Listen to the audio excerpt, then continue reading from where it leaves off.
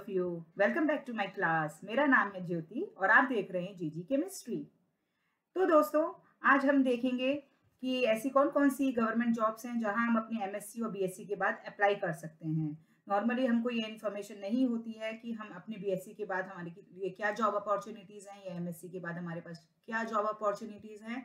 तो ये वीडियो उन्हीं सब लोगों के लिए जिनको ये इन्फॉर्मेशन नहीं पता है कि आप अपने एमएससी और बीएससी के बाद क्या करेंगे। तो ऐसे ही इंपॉर्टेंट इन्फॉर्मेशन को जानने के लिए आप मेरे चैनल को सब्सक्राइब करें, जो बेल आइकन है उसको ज़रूर प्रेस करें ताकि आपको मेरे वीडियोस की लेटेस्ट नोटिफिकेशन पहुंचते रहें। और आपको अगर मेरी वीडियो अच्छी लगती है तो आप इसको लाइक करें, सब्सक्राइब करें, शेयर करें अपने फ्रेंड्स के साथ। Okay, so let's begin. तो आज हम देखेंगे सेंट्रल गवर्नमेंट जॉब्स कौन कौन सी हैं जहां हम अपने बीएससी और एमएससी के बाद, केमिस्ट्री हमारा सब्जेक्ट है, उसके बाद हम कहां कहां अप्लाई कर सकते हैं। तो इसमें हम सबसे पहले देखेंगे कि क्या पैरामीटर्स हैं, क्वालिफिकेशन जो इन सेंट्रल गवर्नमेंट जॉब्स के लिए रिक्वायर होती है। तो आप यहाँ देखेंगे मैंने लिखा है कि एमएससी, जो कि हमारा केमिस्ट्री के लिए हम बात कर रहे हैं, तो एमएससी केमिस्ट्री आपका होना चाहिए। और इसमें जो भी गवर्नमेंट जॉब्स हैं, इसमें दो तरीके से आप जा सकते हैं। या तो आपके पास वैलिड गेट का स्कोर हो, अगर आपके वैलिड गेट स्कोर है, एमएससी की आपका डिग्री है, तो आप उसमें डायरेक्टली इन जॉब्स में अप्लाई कर सकते हैं। और अगर आपके पास गेट का स्कोर नहीं है तो इनके सेपरेट एग्जाम्स भी होते हैं। और उसके बाद अगर आप उसको क्वालिफाई करते हैं तो आपका इंटरव्यू होता है और उसके बाद आपका सिलेक्शन होता है। इस साल इन्होंने इंटरव्यू ना लेके उन्होंने 1 ईयर एक्सपीरियंस मांगा था, जो कि उन्होंने मेंशन किया हुआ था किस किस फील्ड में उनको एक्सपीरियंस आपको होना चाहिए, तो उसको वो कंसीडर करेंगे। और हम ये क्वालिफिकेशन के साथ आगे इन सेंट्रल गवर्नमेंट जॉब्स में अप्लाई कर सकते हैं। तो अब हम देखते हैं इसका पैकेज किस लेवल में रहता है। तो आप देख सकते हैं यहाँ मैंने मेंशन किया है 80,000 से 1 lakh per annum per month का रहता है ये। तो बहुत ही अच्छा पैकेज देते हैं, एक बिगनर्स के लिए बहुत अच्छा है। और अगर बीएससी वाला स्टूडेंट यहाँ अप्लाई कर रहा है तो बीएससी के लिए भी यहाँ पर 40 से 60,000 की तक के लिए पर मंथ का पैकेज रहता है। तो दोनों की ही कंडीशन में बहुत ही अच्छा ऑफर है। तो हम देखते हैं सबसे पहले यहाँ पर ऐसी कौन सी कंपनीज हैं जो सेंट्रल गवर्नमेंट ऑर्गेनाइजेशंस हैं और जो हमें ये अपॉर्चुनिटी प्रोवाइड करती हैं। तो इसमें आप देखेंगे यहाँ पर लिखा है मैंने ONGC, IOCL, HPCL। तो कौन कौन सी ये कंपनीज हैं? ये सभी कंपनीज हमारी महारत्न कंपनीज कहलाती हैं जो कि PSU जॉब देती हैं, पब्लिक सेक्टर जॉब। यहाँ ONGC की फुल फॉर्म है oil and natural gas corporation, IOCL है आपका Indian oil corporation limited, HPCL है आपका हिंदुस्तान पेट्रोलियम कॉरपोरेशन लिमिटेड। सो ये सभी जो ऑर्गेनाइजेशंस हैं, यहाँ पर आपका या तो आप अपने एमएससी और गेट के स्कोर के साथ अप्लाई कर सकते हैं, नहीं तो आप डायरेक्ट एमएससी के बाद इनका एग्जाम लिख के इंटरव्यू और एक्सपीरियंस है तो आप उसके थ्रू आप यहाँ अप्लाई कर सकते हैं। और अगर आपका हो जाता है तो ये आपको केमिस्ट की पोस्ट देते हैं यहाँ पर। तो बेसिकली यहाँ पर 2 टेस्ट होते हैं, एक रिटन टेस्ट होता है जो आपका सब्जेक्ट ओरिएंटेड होता है और उसको आप क्वालिफाई करते हैं। तो एक स्किल टेस्ट होता है जिसमें कि वो आपका रिक्वायर पोस्ट के लिए स्किल की एनालिसिस करते हैं, जो कि उनके वेबसाइट पे मेंशन रहेगा। तो आप जब इसके फॉर्म फिल करेंगे वहां पर आपको डिटेलिंग मिल जाएगी इससे रिलेटेड। तो ये एमएससी स्टूडेंट जो अप्लाई करते हैं उनको केमिस्ट की पोस्ट के लिए, अगर बीएससी का स्टूडेंट अप्लाई कर रहा है तो उसको लैब एनालिस्ट या R&D वगैरह की पोस्ट निकाली जाती हैं। तो ये हमारे लिए बहुत ही अच्छी अपॉर्चुनिटीज हैं, अच्छा पर्क्स देते हैं। दूसरी हम देखेंगे यहाँ पर NTPC, जो कि नेशनल थर्मल पावर कॉरपोरेशन है। ये भी एक PSU जॉब है और इनका पैकेज लेवल भी एमएससी के लिए मैंने मेंशन किया हुआ है, 80,000 से 1 लाख रहता है। और ये असिस्टेंट केमिस्ट की पोस्ट निकालते हैं एमएससी के स्टूडेंट के लिए, जो कि सेम ही है जो ONGC ये लोग केमिस्ट की पोस्ट निकाल रहे हैं, दोनों सेम ही हैं। क्योंकि ये जॉब आपकी एवरी ईयर नहीं आती हैं, ये जॉब्स नॉर्मली ऑल्टरनेट ईयर्स में आप देखेंगे 1 से 2 साल छोड़ के आती हैं, तो आपको चेक करना पड़ेगा। यहाँ पर भी वही होता है इनका, या तो आप गेट के स्कोर के साथ अप्लाई करें या फिर आप उनका सेपरेट एग्जाम दें जहाँ पर रिटन टेस्ट होगा सब्जेक्ट का और आपका एक एप्टीट्यूड टेस्ट होगा। तो आपको साथ में आपकी केमिस्ट्री के स्किल्स के साथ साथ आप कंसेप्ट के साथ साथ आपको आपका एप्टीट्यूड भी स्ट्रॉन्ग करना पड़ेगा और आपको साथ साथ एप्टीट्यूड की भी तैयारी करनी पड़ेगी। उसके बाद नॉर्मली या तो जीडी कंडक्ट करते हैं या फिर आपका इंटरव्यू, जीडी के बाद इंटरव्यू कंडक्ट करेंगे और आपका एक्सपीरियंस भी पूछ सकते हैं वो। तो इस साल एनटीपीसी ने 1 ईयर का एक्सपीरियंस कंसीडर किया था, उन्होंने जीडी इंटरव्यू नहीं लिया। तो यहाँ पर ये आपकी पोजीशंस रहती हैं। और किस तरह का एक्सपीरियंस वो माँगते हैं, एक्सपीरियंस जो उन्होंने बोला था इस बार एनटीपीसी वालों ने, उन्होंने बोला था या तो आपका एक्सपीरियंस वाटर प्लांट में होना चाहिए 1 साल के लिए या आरओ प्लांट में होना चाहिए, प्लांट का एक्सपीरियंस होना चाहिए। तो ये आपका ऑनलाइन स्क्रीनिंग टेस्ट रहता है, बहुत ही अच्छा पर्क्स रहते हैं इन सभी गवर्नमेंट ऑर्गेनाइजेशन के। नेक्स्ट हम देखते हैं बार्क। तो बार्क क्या है? बाबा एटॉमिक रिसर्च सेंटर है, जो कि आपको साइंटिफिक ऑफिसर सी ग्रेड की पोस्ट देता है। यहाँ भी टेस्ट होते हैं, 2 एप्टीट्यूड टेस्ट होता है, केमिस्ट्री का टेस्ट होता है, और बार्क हर साल अपना एग्जाम कंडक्ट करता है। पहले की जो मैंने ऑर्गेनाइजेशन बताई थी उनका ऑल्टरनेटिव ईयर्स में 1-2 साल छोड़ के आता है, जबकि बार्क का आपको एवरी ईयर पोस्ट निकालते हैं साइंटिफिक ऑफिसर सी ग्रेड की एमएससी के स्टूडेंट्स के लिए। और ये नॉर्मली प्रोजेक्ट बेस्ड रहता है। अगर आप इस एग्ज़ाम को, जो इनका रिटन टेस्ट होगा और जो इनका आपका सब्जेक्ट ओरिएंटेड टेस्ट और प्लस एप्टीट्यूड टेस्ट होगा, वो अगर आप क्वालिफाई कर जाते हैं प्लस आप इंटरव्यू पास कर लेते हैं, तो उसके बाद आपको 1 साल का वो प्रोजेक्ट प्रोवाइड कराएंगे, और अगर उसमें आप 50% से अच्छा एक्सेल करते हैं तो आपकी जॉब कंफर्म हो जाती है।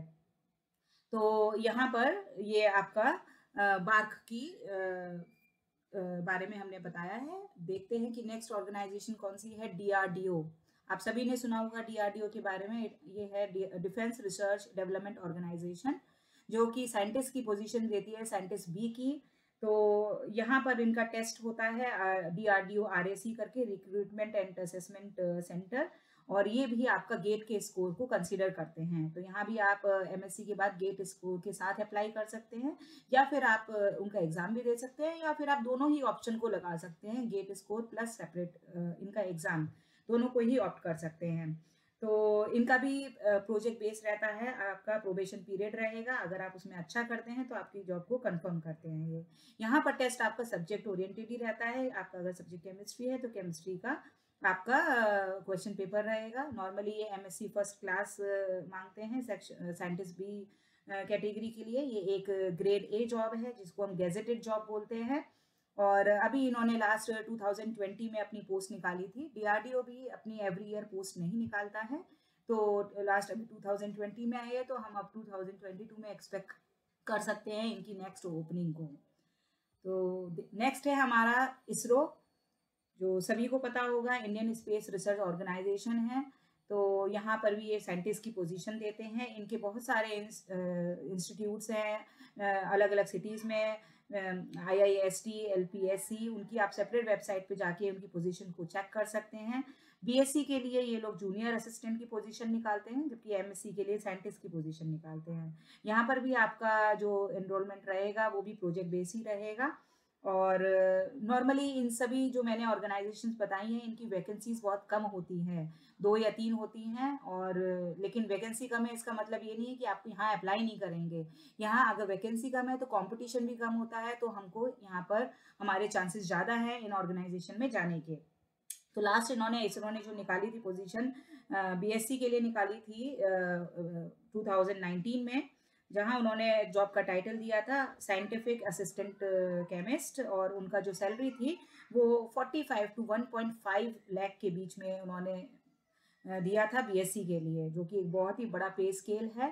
तो अगर आप इसरो में जाना चाहते हैं तो इनकी वेबसाइट को चेक करते रहें, और वहाँ पर आप जाके सारे उनकी क्या क्या क्वालिफिकेशन के लिए वो पैरामीटर्स चाहते हैं, क्या एक्सपीरियंस चाहते हैं, तो वो आप सारा अपनी स्किल्स उसी हिसाब से डेवलप कर सकते हैं। यहाँ पर भी आपका एक रिटन टेस्ट हो जो कि सब्जेक्ट ओरिएंटेड होगा, और एक आपका स्किल टेस्ट होगा जिसमें कि अगर आप 60% से ज़्यादा स्कोर करते हैं तो आपको वो क्वालिफाई मानते हैं इंटरव्यू के लिए, और इंटरव्यू को अगर आप पास कर जाते हैं तो आपका वहाँ पर आपको प्रोजेक्ट मिल जाता है, और प्रोजेक्ट में अगर आप एक्सेल करते हैं तो आपकी जॉब भी कंफर्म हो जाती है। तो ये सभी ऑर्गेनाइजेशंस हमने देखी जिनकी पोजीशंस कम होती हैं, लेकिन इनमें चांसेस ज़्यादा होते हैं, हाईली पेड है, बहुत ही रेपुटेटेड पोस्ट है और ऑर्गेनाइजेशंस हैं। तो अब हम देखते हैं कि और कौन कौन सी ऐसी ऑर्गेनाइजेशंस हैं जहां हम और सेंट्रल गवर्नमेंट जॉब्स के लिए अप्लाई कर सकते हैं, और उनकी क्या कंडीशंस हैं। तो ये जो ऑर्गेनाइजेशन अब मैं बताने जा रही हूँ, उसके लिए आपका गेट का स्कोर कंसीडर नहीं किया जाता है। यहाँ आपकी क्वालिफिकेशन एमएससी होनी चाहिए और उनका एक सेपरेट एग्जाम कंडक्ट होता है और उसके बाद इंटरव्यू होता है। अगर आप ये तीनों ही लेवल क्वालिफाई करते हैं, उसके बाद ही आप इन जॉब्स के लिए अप्लाई कर सकते हैं। तो आप देख सकते हैं ये जॉब जो मैं बताऊंगी आपको, ये सारी ग्रेड ए लेवल की हैं, जो कि बहुत ही हाईली रेपुटेटेड गेजेटेड लेवल की होती हैं। और इनका पे स्केल भी आप देख सकते हैं, बहुत ही हाई लेवल तक जाता है। आपका 60,000 से लेके 1.8 लाख पर मंथ आपका ये जाता है, जो कि बहुत ही अच्छा पर्क है, बहुत ही अच्छा पैकेज है इन पोजीशंस पे जाने के लिए। तो हम देखते हैं ऐसी कौन सी गवर्नमेंट ऑर्गेनाइजेशंस हैं जहां हम इस ग्रेड ए के लिए अप्लाई कर सकते हैं, जिसमें कि पहला ऑर्गेनाइजेशन जो मैं आपको बताऊंगी जीएसआई है, जिसको हम बोलते हैं जियोलॉजिकल सर्वे ऑफ इंडिया। ये अपना टेस्ट कंडक्ट करते हैं, यूपीएससी इसका टेस्ट कंडक्ट करवाता है। क्योंकि इसका यूपीएससी टेस्ट कंडक्ट करवा रहा है, इसीलिए ये हाई पेड ऑर्गेनाइजेशन है।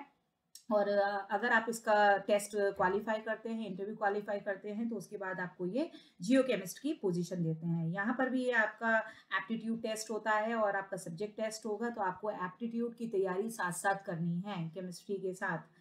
और ये जीएसआई यूपीएससी भी हर साल ये एग्जाम कंडक्ट करवाता है, तो आप इसके लिए आराम से अप्लाई कर सकते हैं।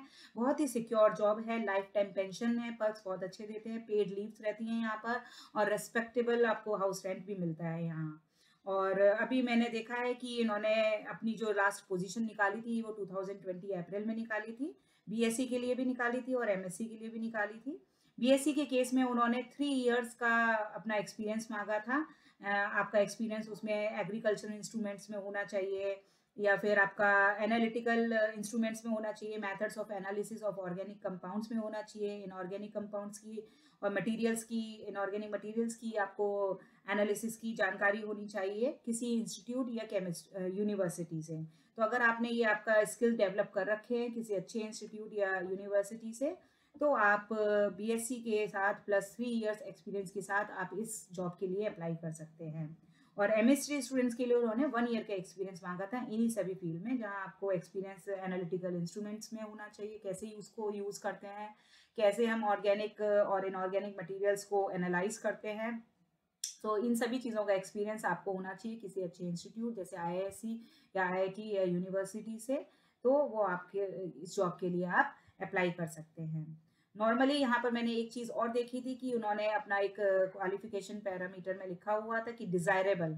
तो डिज़ायरेबल का मतलब होता है डिज़ायरेबल क्वालिफिकेशन, कि अगर आपके पास ये अगर और एडवांटेज है, एडिशनल क्वालिफिकेशन है, तो उनको प्रायोरिटी दी जाएगी। तो उसमें उन्होंने बोला था अगर आपका 1 ईयर एक्सपीरियंस है आपका आपका application of chemicals in heritage conservation में, तो वो आपको ज़्यादा प्रायोरिटी देंगे और आप उसको अप्लाई, वो वाले स्टूडेंट्स भी यहाँ पर अप्लाई कर सकते हैं।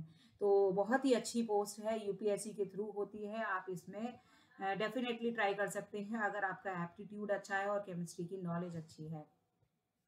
नेक्स्ट है यहाँ पर एफसीआई, जो कि फूड कॉरपोरेशन ऑफ इंडिया है। ये एसएससी एग्जाम कंडक्ट कराता है, जो कि सर्विस स्टाफ कमीशन है, स्टाफ सर्विस कमीशन है। और इसके थ्रू अगर आप इनका रिटन टेस्ट और इंटरव्यू क्वालिफाई करते हैं, तो ये आपको केमिस्ट की पोस्ट देते हैं। और असिस्टेंट मैनेजर की भी पोस्ट मैंने देखी है, जहाँ पर उन्होंने आपकी केमिस्ट्री में डिग्री मांगी थी, 3 इयर्स का एक्सपीरियंस लिया था और सेम पैकेज वो आपको ऑफर कर रहे थे। और उनका जो एक्सपीरियंस मांग रहे थे, इसमें वो आपका एक्सपीरियंस मांग रहे थे process control and analysis of oil and food stuff में। क्योंकि ये फूड कॉर्पोरेशन है, इसीलिए वो आपका आपका जो एक्सपीरियंस है उसी फील्ड से रिलेटेड चाह रहे थे, जहां आपका हैंड्स ऑन एक्सपीरियंस हो process control and analysis of oil and food stuff के लिए। तो ये आपकी पोजीशन थी असिस्टेंट मैनेजर की, जो मैंने बताया। केमिस्ट की पोजीशन उन्होंने निकाली थी बीएससी वालों के लिए, जिसमें कि वो 2 साल का एक्सपीरियंस मांग रहे थे आपकी केमिकल एनालिसिस फूड स्टफ के लिए। तो यहाँ पर आपका अगेन एप्टीट्यूड टेस्ट होता है, जैसे मैंने बताया। अब एप्टीट्यूड टेस्ट में क्या क्या पूछ सकते हैं, नॉर्मली वो रीजनिंग पूछते हैं, जनरल अवेयरनेस के क्वेश्चंस रहते हैं। अगर वो मैनेजमेंट से रिलेटेड पोस्ट है तो आपके मैनेजमेंट के कुछ क्वेश्चंस रहेंगे, करंट अफेयर्स के क्वेश्चंस रहते हैं, एग्रीकल्चरल से रिलेटेड रह सकते हैं थोड़े क्वेश्चन, क्योंकि ये फूड से रिलेटेड है। तो इस तरीके से आप अपनी एप्टीट्यूड की तैयारी कर सकते हैं according to the organisation you are applying for. ठीक है, तो ये भी एक बहुत ही अच्छी गेजेटेड ग्रेड ए पोस्ट तो आप देख सकते हैं नेक्स्ट है यहाँ पर FSSAI। तो ये हमारा food safety and standard authority of India, जो कि आपको फूड सेफ्टी ऑफिसर की पोजीशन के लिए पोस्ट निकालते हैं। ये भी एक ग्रेड ए जॉब है, जिनका की पे स्केल सेम आता है 60K to 1.8 lakh per month.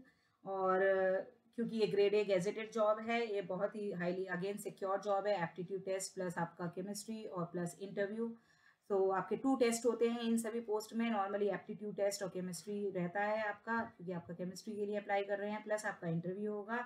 और अगर आप वो क्वालिफाई कर जाते हैं तो आपको यहाँ पर फूड सेफ्टी ऑफिसर या फूड एनालिस्ट की जॉब ऑफर होती है। नेक्स्ट आ रहा है हमारा यहाँ पर CGPD-TM। तो आप में से कई लोगों ने ये नाम पहली बार सुना होगा। क्या है ये? तो इसका फुल फॉर्म है controller general of patent design and trademark. बहुत ही हाईली रेप्यूटेटेड पोस्ट के लिए आपके लिए ये एग्ज़ाम होता है पेटेंट ऑफिसर की। और ये PSU जॉब है, ग्रेड ए गेजेटेड जॉब है ये आपकी। और बहुत ही सिक्योर जॉब है, जिसमें कि आपको डायरेक्ट गवर्नमेंट के ऑफिस में बैठने के लिए मिलेगा। बहुत कम पोजीशंस निकालते हैं, लेकिन यहाँ पर आपके चांसेस ज़्यादा हैं। जैसे कि मैंने पहले बताया कि कंपटीशन कम होता है, लेकिन इनकी भी पोजीशंस एवरी ईयर नहीं निकलती हैं। लास्ट मैंने देखा था इन्होंने 2018 में अपनी पोजीशंस निकाली थी। तो अब इनका मोस्टली पोजीशंस आने को होंगी। लास्ट सितंबर 2018 में इनकी वैकेंसीज आई थी। तो यहाँ भी आपका क्या होता है, ये 2 टेस्ट लेते हैं आपके। एक एप्टीट्यूड टेस्ट रहेगा, एक आपका केमिस्ट्री बेस्ड रहेगा, और इंटरव्यू रहता है यहाँ पर। तो 2 एग्जाम्स में सबसे पहले क्या होता है, एक आपका स्क्रीनिंग एग्जाम रहेगा। स्क्रीनिंग एग्जाम जो होगा वो ऑब्जेक्टिव बेस्ड होगा, जिसमें कि आपके एप्टीट्यूड के क्वेश्चंस रहेंगे, जीके के रहेंगे। यहाँ आपसे इंग्लिश भी पूछी जाती है, क्योंकि आपको यहाँ पर पेटेंट ड्राफ्ट करना होता है, तो इंग्लिश के स्किल्स बहुत अच्छे होने चाहिए। तो आपका एक इंग्लिश से रिलेटेड क्वेश्चंस रहेंगे, रीजनिंग होगी वर्बल और नॉन वर्बल की। और इस तरीके से आपका 2 घंटे का एक स्क्रीनिंग एग्जाम रहता है। सेकेंड एग्जाम जो होता है उसको मेंस एग्जाम बोलते हैं, जिसमें कि दोबारा से 2 पेपर होते हैं। एक आपका सब्जेक्ट वाला पेपर होगा केमिस्ट्री का, जो कि 3 घंटे का होगा, डिस्क्रिप्टिव पेपर होगा। और आपको वो सारे क्वेश्चंस के आंसर देने हैं। और दूसरा पेपर जो होगा मेंस में, वो 1 घंटे का होगा, जहाँ पर आपकी इंग्लिश प्रोफिशिएंसी को देखा जाएगा। तो उसमें आपका इंग्लिश राइटिंग के स्किल्स होने चाहिए, पावर ऑफ एक्सप्रेशन के होने चाहिए, कॉम्प्रिहेंशन आना चाहिए, शॉर्ट ऐसे होने चाहिए। वोकेबलरी देखते हैं, वो आपकी रिपोर्ट राइटिंग और आपके प्रिसाइज राइटिंग स्किल्स को देखा जाता है। तो अगर आप CGPD-TM का तैयारी कर रहे हैं या सोच रहे हैं, तो आपको अपना एप्टीट्यूड स्ट्रॉन्ग करना होगा, आपके इंग्लिश का स्किल्स आपको स्ट्रॉन्ग करने होंगे, प्लस आपको आपका केमिस्ट्री का जो कंसेप्ट है, केमिस्ट्री का जो आपका स्किल है, वो आपको स्ट्रॉन्ग करना होगा। तो ये आपकी जो जॉब्स हैं बहुत ही highly paid grade A jobs हैं, गेजेटेड जॉब्स हैं। तो आपको, अगर आप इनके लिए गोल करते हैं, तो आपको उसके लिए तैयारी भी करनी होगी। लेकिन हमारे यहाँ पर ऑप्शंस हैं, क्योंकि यहाँ कंपटीशन कम है। आप इजीली यहाँ पर अगर अपने स्किल्स गेन करके जाते हैं, तो आप डेफिनेटली इन ऑर्गेनाइजेशन को ज्वाइन कर सकते हैं। तो अब ये तो हमने बात करी थी सेंट्रल गवर्नमेंट जॉब्स की। अब हम देखेंगे, हर स्टेट अपने जॉब्स को निकालते हैं, गवर्नमेंट जॉब्स, स्टेट गवर्नमेंट अपनी जॉब्स को निकालती है। तो आप जिस भी स्टेट में वहाँ भी अप्लाई कर सकते हैं, या फिर आप दूसरी स्टेट में भी स्टेट गवर्नमेंट जॉब्स के लिए अप्लाई कर सकते हैं। अगर आप अपनी स्टेट में अप्लाई कर रहे हैं, तो आपको प्रेफरेंस दिया जाता है अब दूसरी स्टेट के स्टूडेंट्स के कंपैरिजन में। तो यहाँ पर आपके लिए आ जाती है ड्रग कंट्रोलर ऑफिसर की पोस्ट हो जाती है।